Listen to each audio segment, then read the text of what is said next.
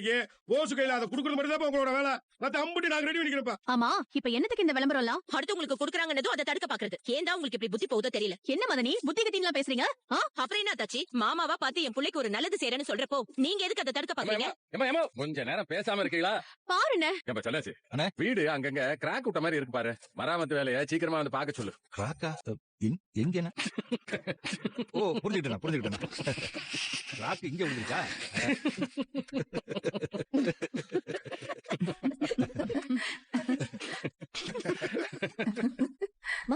Aishwarya phone பண்றா. ஐஸ்வர்யாவா கூட? Hello, என்ன ஐஸ்வர்யா, எப்படி இருக்க? நான் நல்லா இருக்கேமா, நீ எப்படி இருக்க? ஆமாமா, போஸுக்கு கல்யாணம் வச்சிருக்கோம். அப்பா சொன்னாங்களா? எங்க உங்க அப்பா தான் பிசினஸ் ஊர் பக்கம் வரவே மாட்டேங்கிறாரு. அப்படியா? நீயும் மாறணும் வரீங்களா? ரொம்ப சந்தோஷம். வாங்க வாங்க வாங்க. அப்படியே அப்பா அம்மாவையும் கூட்டிட்டு வந்தா நல்லா இருக்கும்ல. சரி நீங்க வாங்க, நான் ஏர்போர்ட்டுக்கு வண்டி அனுப்ப சொல்றேன். சரி வச்சிடுறேன். வாங்க ஊருக்கு வந்து பேசிக்கலாம். மாமா, போஸோட கல்யாணத்துக்கு என் அண்ணன் மக ஐஸ்வர்யாவும் தங்கச்சி மக மாறனும் வராங்க. ஓ அப்படியா? ரொம்ப சந்தோஷமா, ரொம்ப சந்தோஷம். இப்ப எங்க இருக்காங்க அவங்க? எல்லாரும் இப்ப அந்தமான்ல தான் இருக்காங்க மாமா. படிப்பு வேலை எல்லாம் இப்ப அந்தமான்ல தானே, அதான் அங்கேயே இருக்காங்க. ஓ சரி. ஆமா, வரவங்க கல்யாணம் முடிஞ்சது கிளம்பிடுவாங்களா இல்ல இங்கேயே டேரா போட்டுருவாங்களா? ஏன் டேரா போட்டதா என்ன தப்பு? இவ்வளவு பெரிய எங்க மாமா வீட்டுல என் அண்ணன் மகளுக்கும் தங்கச்சி மகனுக்கும் இருக்கிறதுக்கு உரிமை இல்லையா? இருக்கு. இங்க கூட்டம் கம்மியா தானே இருக்கு.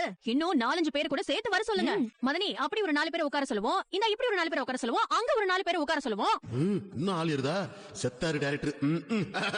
ஏன் தாச்சி அப்படி